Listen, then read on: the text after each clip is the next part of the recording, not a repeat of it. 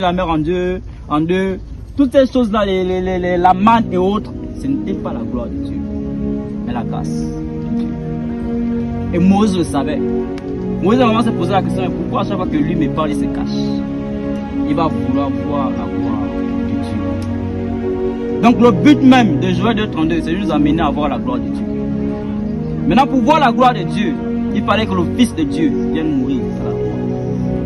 Mais quel est le but du sacrifice de Jésus? Le Seigneur ne veut pas seulement nous sauver. Le Seigneur veut aussi une chose, que nous soyons en communion avec lui. C'est ce que j'aimerais parler, de la communion avec Dieu. On sait combien ont une communion avec le Seigneur. La communion avec Dieu, c'est la soumission à Dieu. La communion avec Dieu, c'est la vie de prière. La communion avec Dieu, c'est la vie de méditation. La communion avec Dieu, c'est la vie de sanctification, la vie de consécration. La communion avec Dieu, c'est l'amour de Dieu, la soumission à Dieu. La Bible va dire que mon amour, l'amour de Dieu consiste à garder ses commandements. En d'autres termes, Dieu manifeste son amour envers les hommes par les commandements, par le Fils. Le Fils est la manifestation de l'amour de Dieu. Les commandements de Dieu sont la manifestation de l'amour de Dieu. Maintenant, les hommes manifestent leur amour à Dieu par quoi? La soumission. Par la soumission, par l'obéissance. Donc la soumission des hommes vis-à-vis du commandement de Dieu est une manifestation de l'amour de Dieu des hommes pour Dieu. En fait, une manifestation, la communion avec Dieu. On peut recevoir l'Esprit, on peut naître de nouveau, mais ne pas être en communion avec le Seigneur. On peut naître de nouveau en fait, mais ne pas être en communion avec Dieu.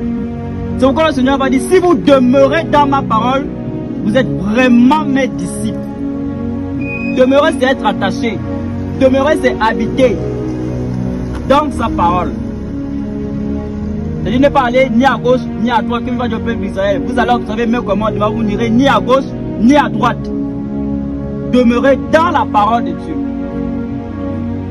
Si vous demeurez. Il va encore le préciser dans Jean chapitre 15. Demeurez dans ma parole et je demeurerai en vous. C'est alors que vous porterez beaucoup de fruits. Et le fruit de l'esprit, c'est dans Galates chapitre 5, verset 22, c'est quoi? La bonté, la bénédiction et toutes ces choses-là. Donc le but de la communion avec Dieu, c'est de nous emmener à changer nos caractères, nos mauvais comportements, nos mauvais caractères en fait, à manifester les caractères de Yeshua, la communion avec Dieu. C'est pourquoi vous allez remarquer qu'à chaque fois que le Seigneur, l'apôtre Paul va parler, il va toujours dire dans la communion avec le Christ, dans la communion, dans la communion, dans la communion, dans la communion. On doit tellement dehors de la communion, on ne peut pas expérimenter les promesses de Dieu, bien qu'on ait l'Esprit de Dieu. Parce que plusieurs ont l'Esprit de Dieu, mais plusieurs ne sont pas en communion avec le Fils. Alors que c'est dans la communion qu'on hérite de l'héritage. C'est dans la communion qu'on est enseigné par le Seigneur. C'est dans la communion qu'on expérimente l'amour de Dieu. Qu'on expérimente l'amour de Dieu. Et c'est comme le frère a dit, voilà, le Seigneur va parler des ministères. Ouais, tout enfant ne connaît pas tout ça fait le ministère. Il faut bien qu'on le sache.